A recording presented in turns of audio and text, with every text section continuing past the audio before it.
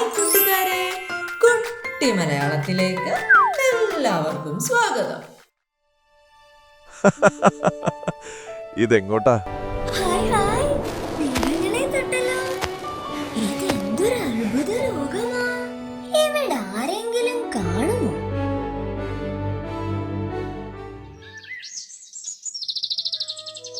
പണ്ട് പണ്ട് ഒരു കൊച്ചു ഗ്രാമത്തിൽ ഒരമ്മയും അവരുടെ ഏക മകനായ ജാക്കും താമസിച്ചിരുന്നു. മിടുമിടുക്കനും ബുദ്ധിശാലിയുമായിരുന്നു ജാക്ക്. പക്ഷേ അവരുടെ ജീവിതം വളരെ കഷ്ടപ്പാടിലായിരുന്നു. ചോർന്നൊലിക്കുന്ന മേൽക്കൂരയും ഒഴിഞ്ഞ അലമാരകളുമായിരുന്നു അവർക്കുള്ളത്. നന്ദിനി പശുവിന്റെ പാല് വിറ്റായിരുന്നു അവർ ജീവിച്ചിരുന്നത്. ഒരു ദിവസം രാവിലെ നന്ദിനി പശു പാൽ ചുരുത്താതെയായി. മോനെ ജാക്ക്, നമുക്കിങ്ങനെ മുന്നോട്ട് പോകാൻ പറ്റില്ല. നീ നന്ദിനിയെ കൊണ്ട് ചന്തയിൽ വിൽക്കണം. അമ്മേ, അത് വേണോ? നന്ദിനി മാത്രല്ലേ നമുക്കുള്ളൂ. അവളെ വിൽക്കണോ അമ്മേ? എനിക്കറിയാൻ പാടില്ലാഞ്ഞിട്ടല്ല. നമുക്ക് ജീവിക്കാൻ വേറെ മാർഗമില്ല. നീ എന്നോട് ക്ഷമിക്കു മോനെ. മനസ്സില്ലാ മനസ്സോടെ ജാക്ക് നന്ദിനിയും കൊണ്ട് ചന്തയിലേക്ക് തിരിച്ചു. പെട്ടെന്ന് വഴിയിൽ വെച്ചൊരു വൃദ്ധൻ അവരുടെ മുന്നിൽ പ്രത്യക്ഷപ്പെട്ടു. മോനെ, നീ എന്താ നിരാശനായിരിക്കുന്നത്? ഞാൻ എന്റെ പശുവിനെ വിൽക്കാൻ കൊണ്ടുപോവാ. വീട്ടിൽ പട്ടിണിയാ. ഞങ്ങൾക്ക് ജീവിക്കാൻ പണം വേണം. പണത്തിനു പകരം നീ ഈ 5 അത്ഭുത പയർ വിത്തുകൾ എടുത്തോളൂ. ഇന്ന് രാത്രി ഇത് മണ്ണിൽ നടണം. അത്ഭുതങ്ങൾ സംഭവിക്കും. വിശ്വാസം കൈവിടരുത്. ശരിയപ്പൂപ്പ, ഇതാ നന്ദിനി എടുത്തോളൂ. ആവേശത്തോടെ അവൻ വീട്ടിലേക്ക് ഓടി. വീട്ടിലെത്തിയ അവൻ അത്ഭുത വിത്തിന്റെ കാര്യം അമ്മയോട് പറഞ്ഞു.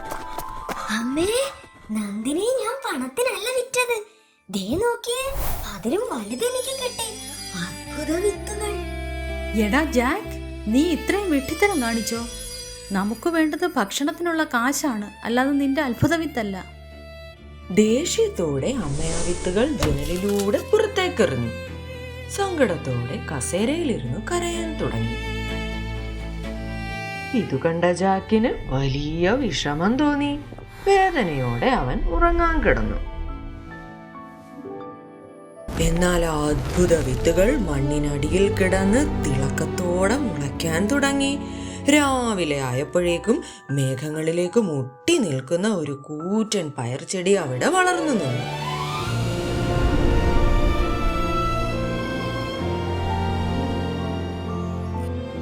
അമ്മേ, അമ്മേ, വേഗം പുറത്തേക്ക് വാ.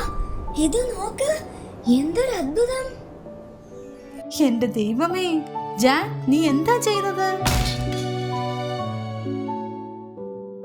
അമ്മേ, മാന്ത്രിക വിത്താണെന്ന് അപ്പൂപ്പൻ പറഞ്ഞത് ശരിക്കും സത്യമാണ്. കൗതുകത്തോടെ അവൻ ആ ചെടിയിലൂടെ പിടിച്ച് മുകളിലേക്ക് കയറി. എന്തൊരു ആശ്ചര്യം! ഞാൻ മേഘങ്ങളുടെ അടുത്തെത്തി. മുകളിലെത്തിയ അവൻ മേഘങ്ങൾ മൂടിയ ഒരു മാന്ത്രിക ലോകം കണ്ടു. മാന്ത്രിക പാതയിലൂടെ മുന്നോട്ട് നടന്ന അവൻ ഒരു വലിയ കൊട്ടാരത്തിനു മുന്നിലെത്തി. എന്തൊരു വലിയ കൊട്ടാരം! ആരെങ്കിലും ഇതിനകത്തുണ്ടോ എന്ന് നോക്കാം. ധൈര്യത്തോടെ അവൻ ആ വലിയ കൊട്ടാരവാതിൽ മുട്ടി.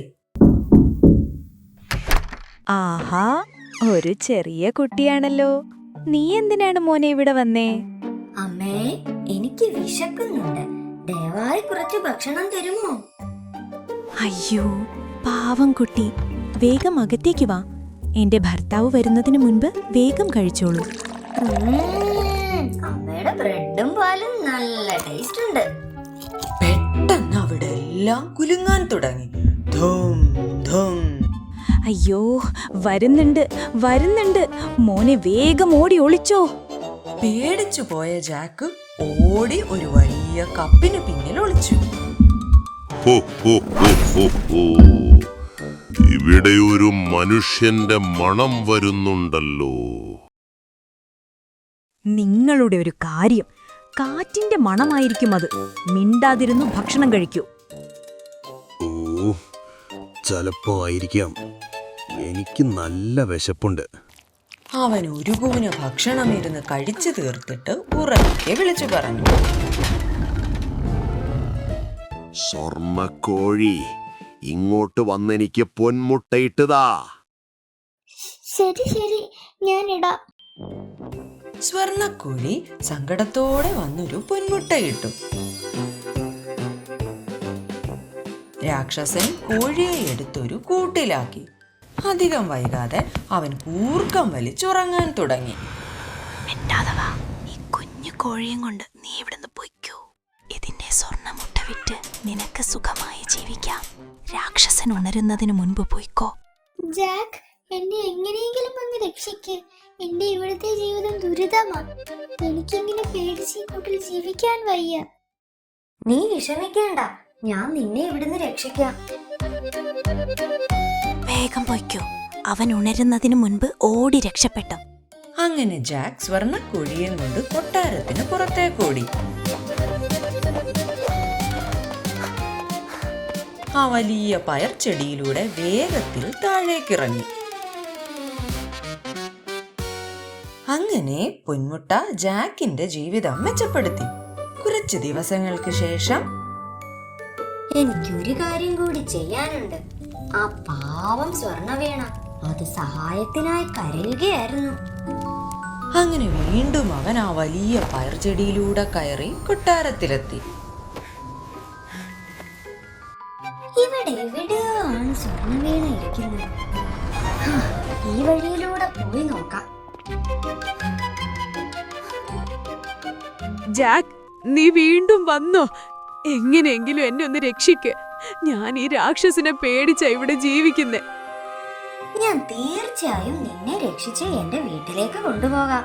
ജാക്ക് വീണ എടുത്തതും ധൂം ധൂം അവിടെയെല്ലാം കുലുങ്ങാൻ തുടങ്ങി. നീ വീണ്ടും വന്നു. നിനക്കെങ്ങനെ ധൈര്യം വന്നു വീണ്ടും ഇവിടെ വരാൻ? അയ്യോ, രാക്ഷസൻ! അവന്റെ കയ്യിൽ പെടുന്നതിന് മുമ്പ് വേഗം രക്ഷപ്പെടാം. വീണയുമായി അവൻ കൊട്ടാര വഴിയിലൂടെ പുറത്തേക്കോടി. തൊട്ടു പിന്നാലെ രാക്ഷസൻ. മര്യാദയ്ക്ക് എന്റെ വീണ തിരിച്ചു തടാ, കൊച്ചു ചെറുക്ക. അങ്ങനെ രാക്ഷസന് പിടികൊടുക്കാതെ ജാക്ക് വീണയുമായി മേഘങ്ങൾക്ക് മുകളിലൂടെ ഓടാൻ തുടങ്ങി. ജാക്ക്, വേഗം ഓടിക്കോ. അവൻ തൊട്ടു പിന്നിൽ നിന്നേ ഉണ്ടടാ. ഓടി ഓടി ജാക്ക് പയർ ചെടിയിലൂടെ വേഗത്തിൽ താഴേക്കിറങ്ങി. എന്നാൽ ഇത്തവണ രാക്ഷസനും തൊട്ടു പിന്നാലെ താഴേക്കിറങ്ങാൻ തുടങ്ങി. നിന്നെ ഞാൻ ശരിയാക്കുമെടാ. ഇത്തവണ നീ രക്ഷപ്പെടാൻ പോണില്ല. അമ്മേ, മഴുവെടുക്ക്, വേഗം വേഗം. ജാക്ക്, എന്തു പറ്റി പോലെ? മഴ എന്തിനാ? താഴെ എത്തിയ ജാക്ക് മഴ ഉപയോഗിച്ച് പയർ ചെടി വെട്ടിമുറിക്കാൻ തുടങ്ങി. അരുത്, അരുത്, വിട്ടരുത്. ആ വലിയ പയർ ചെടി നിലംപൊത്തി. രാക്ഷസൻ ദൂരെ എങ്ങോട്ടോ പോയി വീണ് അപ്രത്യക്ഷനായി. ഓ ജാക്ക്, എന്റെ പൊന്നു മോനെ, നീ തിരിച്ചു വന്നല്ലോ. അമ്മയ്ക്ക് അത് മതി. ജാക്ക്, നീ കാരണം ഞങ്ങൾ രക്ഷപ്പെട്ടു. ആശ്വാസമായി. ഹോ, എന്തൊരു സമാധാനമായിത്തോ. ഇത് നമ്മുടെ പുതിയ തുടക്കമാ. ഇതെല്ലാം അപ്പൂപ്പൻ തന്ന അത്ഭുത വിത്തുകൾ കൊണ്ടുണ്ടായതാ. ഈ കഥയുടെ ഗുണപാഠം എന്തെന്നോ? ധൈര്യവും ദയയും ഉണ്ടെങ്കിൽ ഏത് വലിയ പ്രതിസന്ധിയും അതിജീവിച്ച് അത്ഭുതങ്ങൾ കൈവരിക്കാം.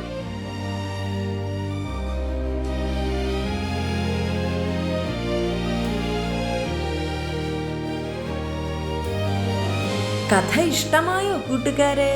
ലൈക്കും സബ്സ്ക്രൈബും ചെയ്യാൻ മറക്കരുതേ.